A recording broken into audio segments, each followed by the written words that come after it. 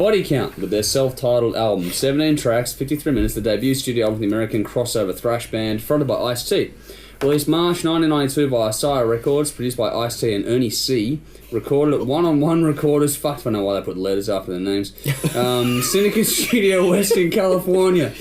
2 singles were released in There Goes the Neighborhood, clearly, and Cop Killer, though the second was removed from the album after the controversy it caused. The album was certified gold in the US, peak number 26 in that region. This album focuses on themes of social and political issues like police brutality, drug abuse, and the like. We go for it. THRS confessions. At the moment, when I was 12 years old, I was listening to rap. I did like people like Ice-T, 2 Live Crew, NWA. I quickly got sick of it though. I got sick of listening to grown men talk about their dick. But I still like Body Count. Ice-T is pretty suited to the whole metal genre. Got to give him some credit. He's got some substance to his lyrics, and put into the metal environment, you get some pretty cool songs. There is a fuckload of attitude on this. Mm-hmm. The band is actually really good, and it's nice to hear Ice-T actually sing in The Winner Loses, which is a really good song. And this fucking shit over anything Limp Bizkit ever did. 8 out of 10. There Goes Neighborhood, The Winner Loses, Body Count, and The House. Voodoo and Momma's Gotta Die Tonight. This is an excellent album. The skater punk crossover thrash kind of thing, hardcore with Ice-T on vocals. If you haven't heard Body Count before and you hear that description, it sounds exactly like the description, which it should, because anything that deviates from that would be ridiculous. And they towed the fine line between ridiculous and really fantastically good. The thing that helps it is that if you look at the rap that was released at the time and that kind of skater punk thing, they do toe the line of similar song themes and ideas and that's the political issues. Exactly. Yeah. So it makes that blending of styles really easy. And if you look at a lot of those old rap guys, they're all big metal fans for the most part, and the same thing with a lot of the punk bands that come through, or a lot of them are huge rap fans as well. This is a great album. I gave it an 8.5 out of 10. The standout track, though, is not on the current release. Cop Killer. Yes. Definitely check that song out as well. It can still be found. Yeah. I don't know if I'd cop shit for putting this album on this list as a novelty comedy album. It's not a comedy, but there is a novelty attached to it. I reckon this was a novelty act when it came out. This band has developed into a pretty serious outfit now, but I think when this came out, there was a fair bit of tongue-in-cheek. You know, like, I mean, Ice-T was at the top of his game and really pushing the gangster angle, and metal was sort of really at the top. And I just reckon they cleverly got together and said, hey, let's do this. So comedy maybe not, but novelty I think certainly at the time. At the time, yeah. And it's almost developed its own genre, which Dave hates. Not this though, this is good. Yeah, no, this is great. And a very, marketing-wise, a very clever way to get metalheads over to hip-hop, and probably vice versa. The track Body Count itself was released originally, it's getting late, on Ice-T's OG album, and I remember that being circulated around high school for me like so quickly when there was like a metal song on an Ice-T album, and it just gave that sort of crossover. The message is certainly serious in a lot of the songs. Still relevant too. Yeah, but the delivery in some of them does make me laugh. It's just because it's over the top to the point where it's really kind of funny. I'd like to share a transcription of some of those lyrics, but decorum won't allow me to do it, so I won't. Musically, probably not the greatest album in the world, and if you're looking for good metal, listen to the latest one, Bloodlust, and then you get a really, really good metal album. This sort of leans more to sort of a punk metal album, I think. It's a lot more raw. They've grown a lot since then, with all the sort of hardcore gangster lyrics. Very much time-stamped, but it was a cool time in my life as well, so I love it. I gave it 8 out of 10 as well. Highlights for me were There Goes the Neighborhood, Body Counts in the House, Evil Dick, and Body Count.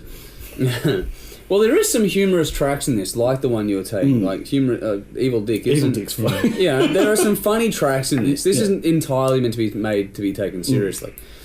This is a band I've not really given a lot of time to over the years. Just never really appealed to me. I've never found my gateway into the rap world. The only thing that I go close to is I've heard bits and pieces of Ice-T, but it's a fucking Insane Clown Posse is as close as I sort of dip into that world. It's just never grabbed my attention. So this is not a band that I had any urgent desire to go and check out. I'm glad I listened to it though on the back of doing this.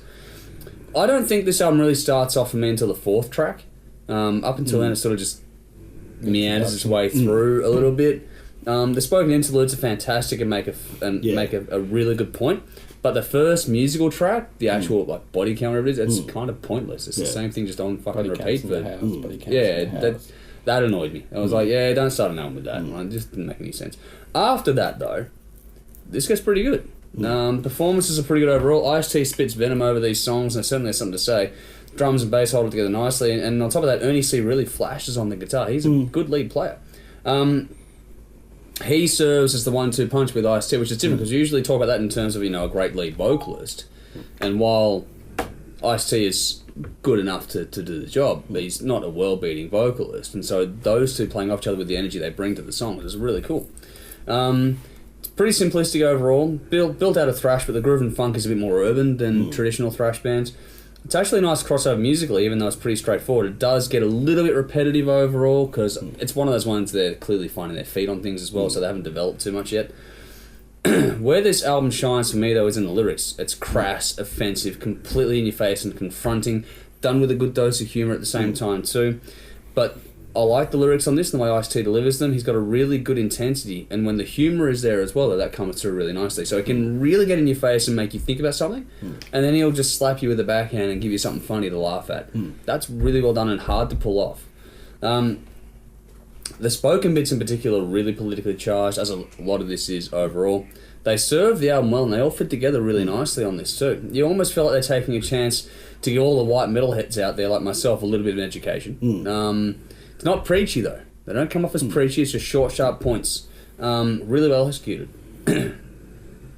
All the above said, this gets shaken up when The Winner Loses comes on.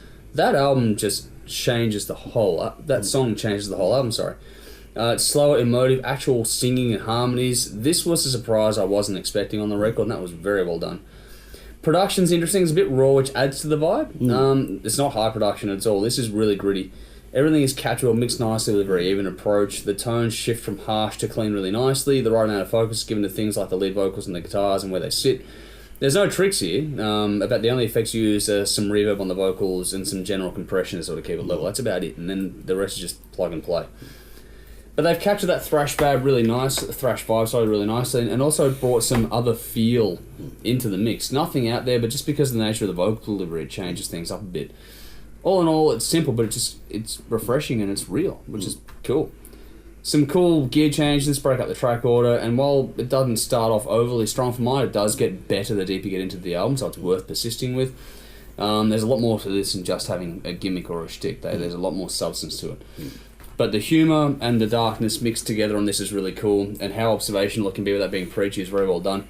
I'm guilty of overlooking a good album. But I think everyone should check this out at least once. It's a bit different and not normally something that I would spin, but this is cool. I'm going to go back to this one and probably go and check out more of their work after this. Get past the start. This gets really rewarding the deeper you get. It's just a bit different, but more than enough gateways here for most of us to find a way into it. 8 out of 10. I picked KKK Bitch. With The Winner Loses, Body Count. Mama's Gonna Die Tonight. That is cool, twisted as fuck. That's a cool song. And also freedom of speech. So check it out for yourselves. Let us know what you think.